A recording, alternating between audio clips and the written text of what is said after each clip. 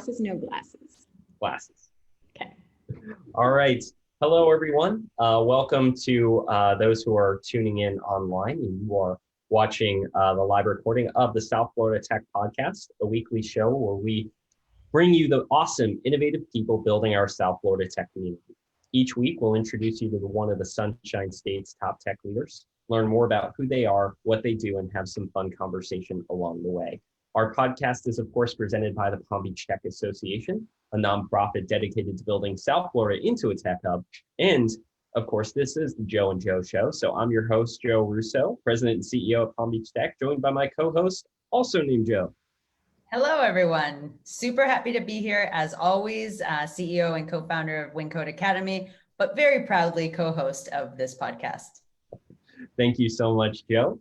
And want to give a shout out to our sponsors at Emerge Americas. Each year, global enterprises, disruptive technology, and elite startups are highlighted at Emerge's premier tech event, Connecting the Americas. It's held in Miami Beach and to date has hosted organizations from over 40 countries and featured over 250 speakers around the world.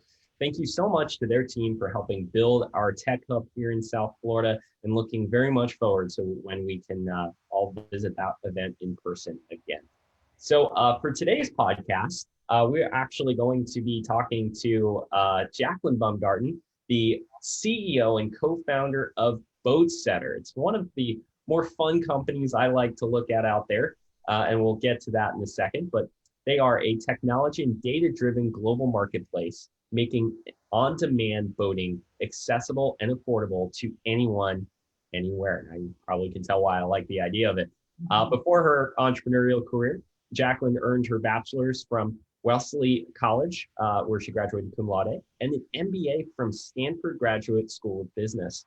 And in her success through Boatsetter and her several roles previously, she was able to receive some great awards like Inc. Magazine's 2019 Top 100 Female Entrepreneurs and 2018's Endeavor Entrepreneur of the Year in Miami. She is awesome. Her company is so neat and so cool. Jaclyn, thank you so much for joining us on the podcast.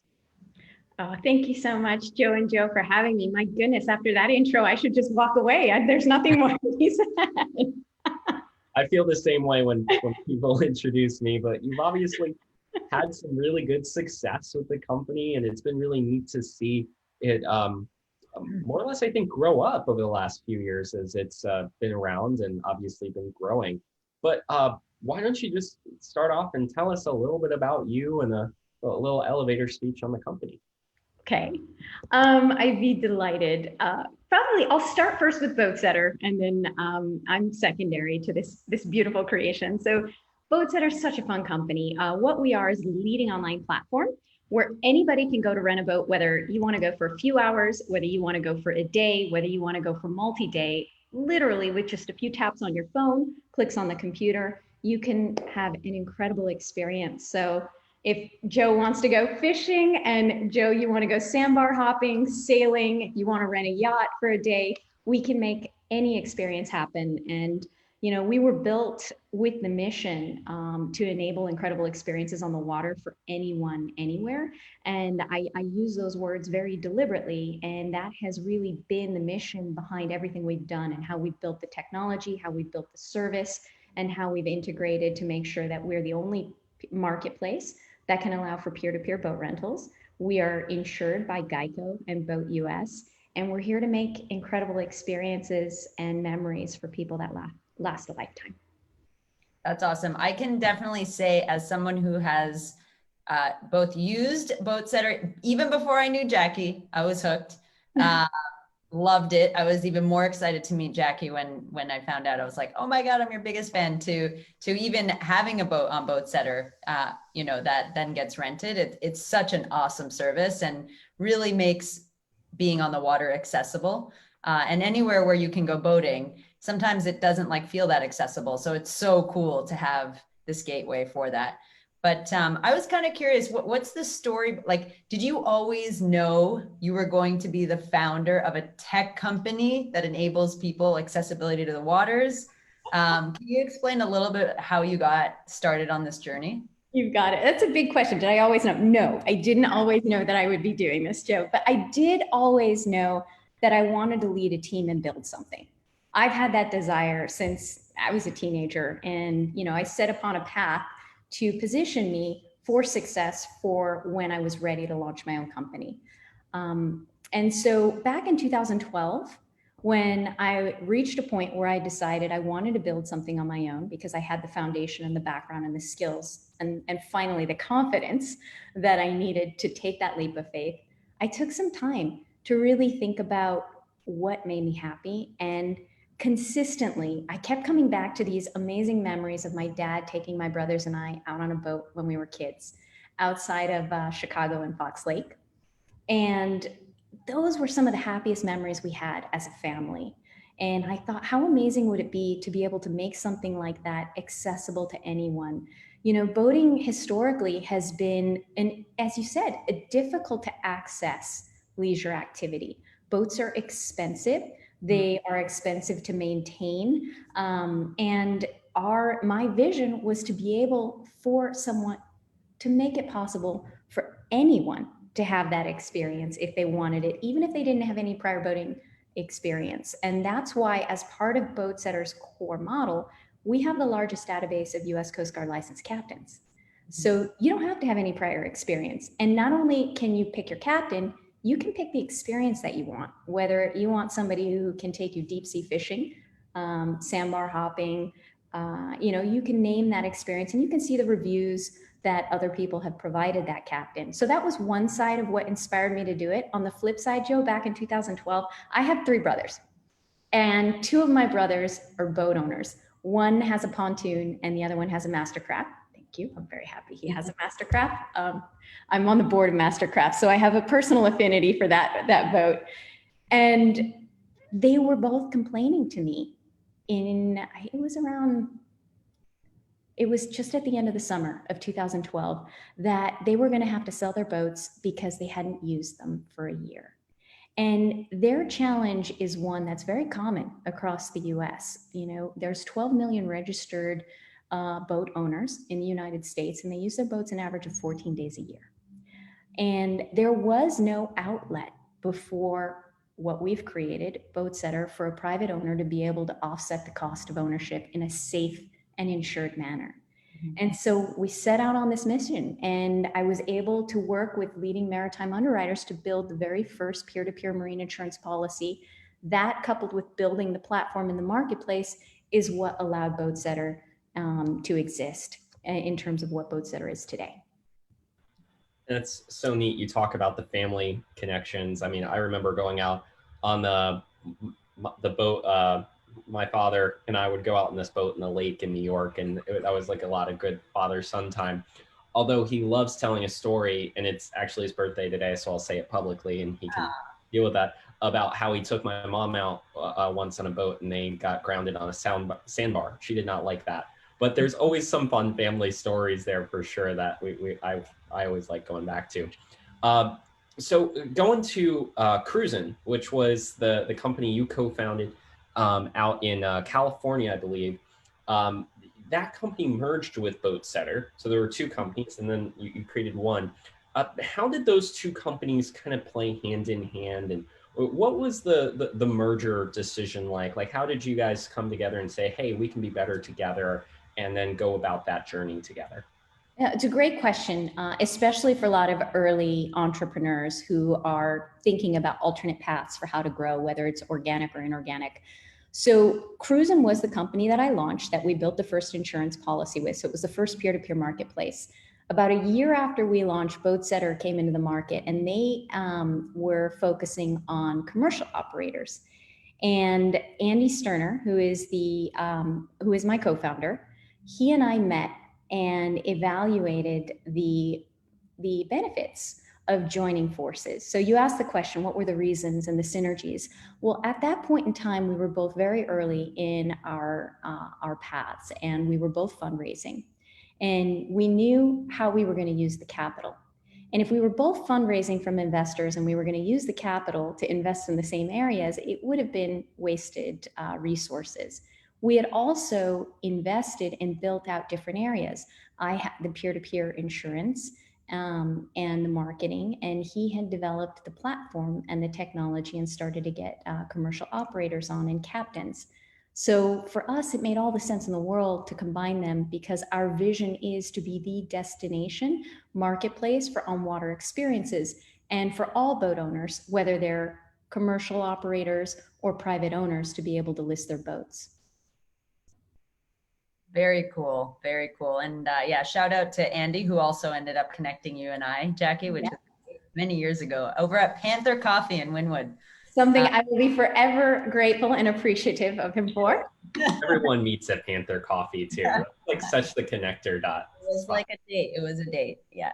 On that note, actually, part of why we met in that meeting is it wasn't actually a business meeting. It was more so just like, hey, fellow entrepreneurs connecting, having, probably similar highs and lows, different content, but same emotions. So I am curious, can you talk a little, like, we also met through, we're connected through Endeavor. You're an Endeavor entrepreneur. How has, what's Endeavor? How has it supported you? Are there other entrepreneur kind of organizations that have supported you in your journey? And how do you connect with other founders? And have you found that to be helpful? Okay, a lot to pack in there. Let me break it down. So let's start with a shout out to Andy. I moved here from San Francisco when we merged and had no network in Florida and was heads down morning till night in the business. And I think he took pity on me and felt that I needed some friends and needed to connect into the community. And Andy, has been here for decades. So he knows the wealth of resources and opportunities that exist here for founders. He's even founded one of the early stage seed funds. So I was really blessed to have him as a guide in opening up my world here in South Florida. So that's step one, I think, to your first question. Now, with that, there are a lot of organizations here that can really help support and catapult the growth and success of particularly tech companies. Endeavor, the Knight Foundation, as you've mentioned a few. We've had a local VC, the Venture City, that's been tremendous in helping us in getting access to resources and tapping into the network.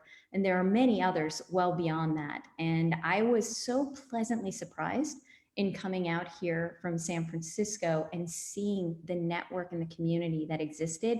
And I can tell you that was back in 2015. Since then, it's only blossomed and become, much more robust in terms of what they can offer to help support entrepreneurs. That's awesome. Love it. So one of the things that I was kind of interested in, you got your MBA from Stanford, which is not an easy school to get into. I'm assuming the educational side of that's pretty tough as well, but it's one of the most prestigious institutions in the world. Was there anything that you learned through that experience inside the classroom, outside the classroom, that really kind of set the stage for where you are today and where you're kind of staged as the leader of this company to take it to the next level?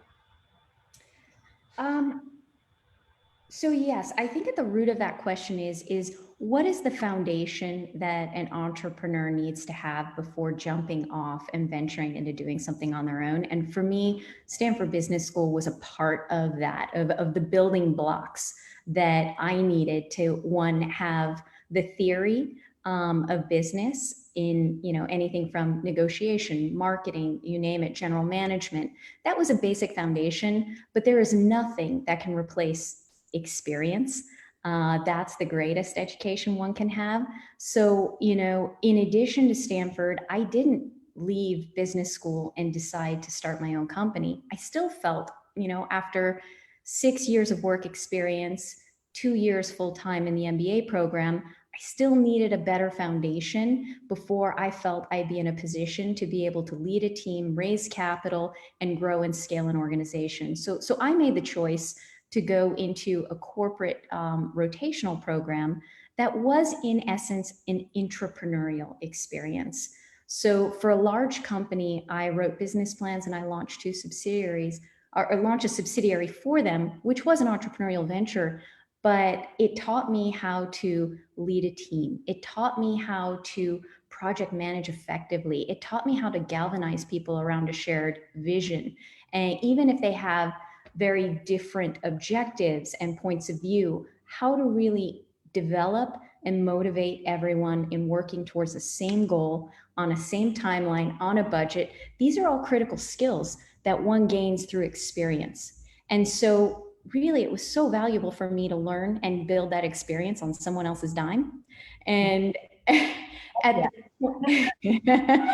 and so it literally, I spent 6 years in corporate environments, entrepreneurial ventures, 1 year as a director of strategy for a very large company before I felt I had the skill set, the knowledge base, the processes, the network to then venture out on my own. And I think that's really important for entrepreneurs to hear. I get approached a lot by young people coming out of college who have an idea and just want to jump in and do it. And I understand that, you know, how sexy that is. There's nothing more attractive than the idea of building your own company, but ideas are a dime a dozen. Everything comes down to execution and your ability to be able to build and lead a team, and your ability to be able to gain the confidence and support of investors to get what your vision is launched. And that takes experience and skills that you can bring to the table. So I strongly recommend investing in your education on other people's dimes before jumping off on your own. Yeah, it's such an interesting thing. You probably get approached a lot more, but you know, I feel like every time, if you have a company that's broke the million mark, you get asked to tell your story often, which is, it's such an honor to do that. And a lot of the times, you know, I feel like I'm meeting a lot of people who are like, I have this idea, I think it's $1 million idea. And I'm always like, that's great, but it really doesn't matter what the idea is. Like, are you ready to execute? And how much have you researched? How much have you educated? How much have you planned in advance? And there's always a fine line. There's the people who are going to overplan and overeducate and never make the jump. And then there's the people who like make the jump. You know, you're always going to make a leap of faith, but do it a little blindly. But talking about that, going from like education to practical experience, you know, one of the things that all of us read a lot about is deal terms. You know, speaking of a recent deal that just transacted is Slack selling to Salesforce for cool few $1 billion. No, is, you know, deals sound very structured and raising capital sounds very structured, but man, is there a lot of gray area as well. And also personalities. So you've raised some capital, you're on a board, you have a board. Can you talk about some experience share from that and what you've learned? Absolutely. So the experience of fundraising it will be one of the more challenging things that one will have to take on as an entrepreneur and a founder. That said, it is very different depending on the life cycle of where your company is. So I think I'd like to start talking about those early stage investors, because that's very different than when you go to venture investment. So early stage, a lot of it is about relationship building and storytelling. And there are certain tools that a founder needs to have at the hand ready in order to be effective at fundraising. And to put it in context, yes, I've raised about $35 million. And I've done it in a variety of mechanisms and deal structures, ranging from convertible notes early on for seed investment, onto venture priced rounds, onto follow-on priced rounds. And now we're moving into growth and scale, in, you know, larger investment sizes for growth and scale. And so the expectations, the metrics, the benchmarks that investors use are very different depending on, one, your industry, and two, where you are in the life cycle of the company. So my advice early on to a seed investor or a founder that's looking for their first seed investment is, number one, put your own money in first, even if it's limited. Personally, I felt that I had no right to put my hand out and ask someone for money if I hadn't put my own money in first. And so during those years of corporate America, the money that I had made in my salary, I put into a condo that I had in LA. I put that on the market, put everything out in storage. And that was my seed capital initially. And I lived on friends' couches and didn't take a salary for the first 2 years of my company's existence. So you do what you have to do to survive. Secondarily, it was very hard for me to raise initially because I didn't have a track record as a CEO. And yes, because of Stanford, I was able to get the meetings in the door at Sandhill, but nobody wrote a check. You know, I had a very, very polite escort to the door. And so I knew that I was going to have to get creative in figuring out how to keep this company alive and growing without getting some of the traditional funds and checks. So friends and family was a source, and there it's all about credibility and trust and being able to lay out your plan, show them the uses of capital, you know, and know your business inside and out. That's critical. So when I talk about creativity, this is something that we did because I wasn't able to raise from venture early on or even traditional investors. I thought about how I would use that capital if I had it. How would I market it? How would I go about getting my owners on the site? How would I go about getting renters? How would I go about getting the first MVP of the product built? Well, you get creative. I offered equity to my first developers in lieu of cash, and they took that. I think it's going to be an investment they're very, very pleased with. Secondarily, in terms of figuring out how to get access to owners, I dug into my industry. I knew who all the major marina owner operators were, and I worked my tail off to get meetings with them and convince them to invest in me. So they opened up their network of owners and we did rev share and we created partnerships in lieu of equity that would have been dilutive because the equity that I raised, I would have used for these purposes anyways. You know, we went to boat manufacturers and we went to the National Marine Manufacturers Association. We got very creative in figuring out how we could achieve our goal to be able to acquire customers and do it in a way that was beneficial not only to our partner, but to us. That's awesome.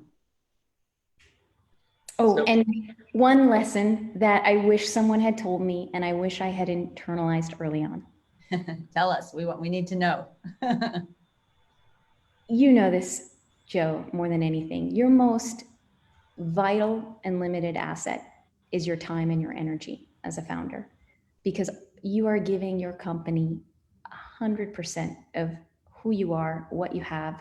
And when going out to seed investors, these are often people who are semi-retired, high net worth, and this is a hobby for a lot of them, is the honest truth. And so they love to hear about what's new, what's going on, and they'll have meeting after meeting with you. But it took a very long time for me to really learn to read body language, to learn the signals, and to learn the unspoken no. And that is something I wish I had learned early on, because you cannot afford to waste your time when you're fundraising. If somebody says to you, this sounds great, go out and do this, then come back to me, that's a no. Walk away, that's a no. You know, you want to hold on to hope as a fundraiser, and there are moments when you feel desperate, but you need to understand that it's a privilege to invest in what you're building. It's a privilege to be part of this journey, and you have to internalize that and approach these conversations from that perspective and fiercely protect your time. Yeah, and on a lighter note, I would imagine it's very unique to try and talk about like fundraising in a Shark Tank perspective when you're dealing with a nautical company. The connotation there probably doesn't go so well. So I can't help but think that, you know, there's a lot of really unique circumstances for the company and you know, because it's on the water, because it's nautical, that come up. But one of the things you hit on was shared vision and motivating people. And typically, you know, I read that Boatsetter mainly works together in one room, the team that is, and everybody is kind of there collaborating. I'm sure COVID had kind of changed that. But can you talk about the importance of that team dynamic in building this company and all working closely together on that vision? Team is at the core of the success of any company. It's the most important component, and our values and our shared values are critically important. And yes, pre-COVID, if you came into our offices, we were all sitting in one common open space. The only offices were reserved for teams that wanted to do breakout meetings and working together. The cross-pollination of ideas is paramount for success.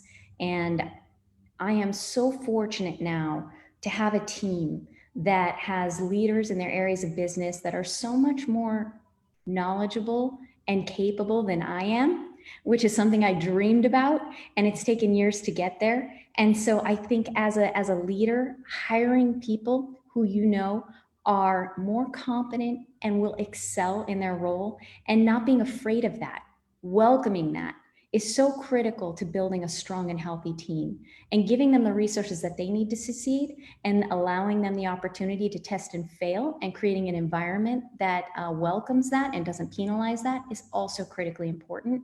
And I call that out because I come from corporate environments where it was the opposite. There was no flexibility or tolerance for risk or failure. And as a result, you don't innovate, and it stifles innovation. And so we consciously took the opposite approach here at Boatsetter. And everybody knows that they have a voice in the organization, regardless of where they are, and they're expected to use it. And their point of view is welcome. There's a combination of using data to drive decisions and then drawing out the ideas and creativity from the team. And I'd like to believe now, with the leadership that we've put in place, and I've recently brought in a new president who's running the day-to-day operations, which has been a big shift for me as we move towards scaling. It's really helped me appreciate the value of that cross-pollination of ideas and really driving collaboration across the organization. And I will say the Boatsetter team is awesome. We have firsthand experience, and really proud to have some Wyncoders and Win talent on that team. So tech teams and overall team is doing great stuff there. A thank you to you for helping us build it with such incredible resources. So one thing too to hit on, I was curious if you have anything special to share, any announcements coming up about the company that you would like to hit on before we kind of round out the questions. You got it. So this is something we can all relate to. During the pandemic, we've all been locked inside, and I think many people are looking for an opportunity to be able to get outside, enjoy the holidays safely with the people they love.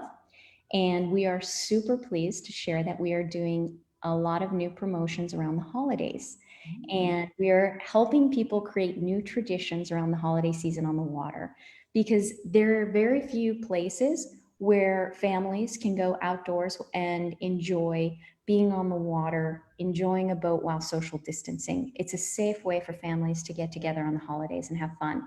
So tomorrow, a little teaser, we're going to be having a big press announcement of a very exciting partnership for new experiences we're going to be offering for the holidays this season.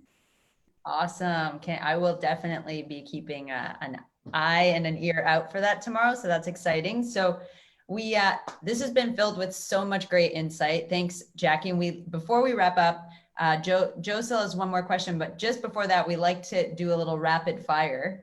So let's get into it. The first question is, what is the book currently on your nightstand? What are you currently reading? Oh my gosh, there are about 12 books stacked high that are each like partially read. My goodness, what is the one about the founder? Right now I'm reading the one about the founder of the Silk Road. Okay, awesome, like it. What is your most productive time of day? The morning. I block an hour at 9 to 10. Awesome. And what time do you go to bed? Lately, 12:30. Ooh, and what time do you wake up? Lately, 6 to 7. Do you have any favorite podcasts, or what do you listen to get in the zone? I'm an NPR junkie. I'm listening to NPR all the time. That's great.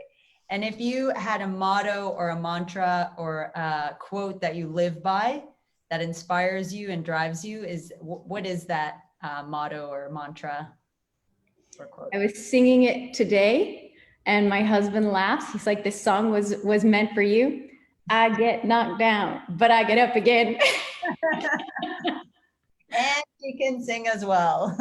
Not quite, but tenacity. Anything related to tenacity and never quitting. There you go. So that said, last question, what is one bit of advice you can give to aspiring tech leaders who are listening into this podcast? One bit, don't give up on your dreams. And any challenges you face, just stand up, brush the dust off, and find an alternate solution for it. I think people need to have more tenacity and commitment and finding creative ways to make their vision come to life.